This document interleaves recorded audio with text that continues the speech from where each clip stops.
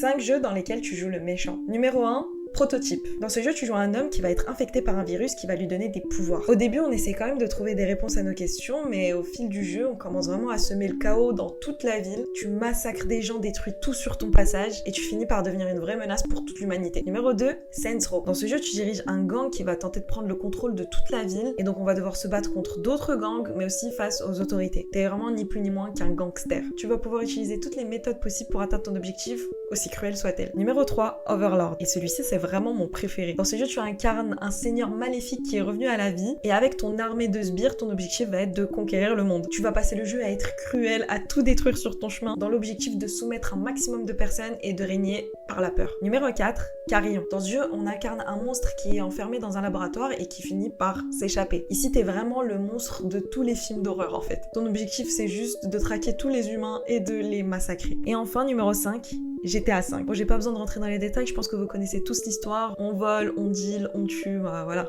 On joue clairement un méchant. Je vais pas vous mentir, c'était quand même assez dur de trouver des jeux où on joue le méchant, alors que je kiffe le concept. Donc n'hésitez pas à m'en donner d'autres en commentaire si vous en connaissez. Et comme d'hab, on en discute ensemble et on se dit ciao à la prochaine.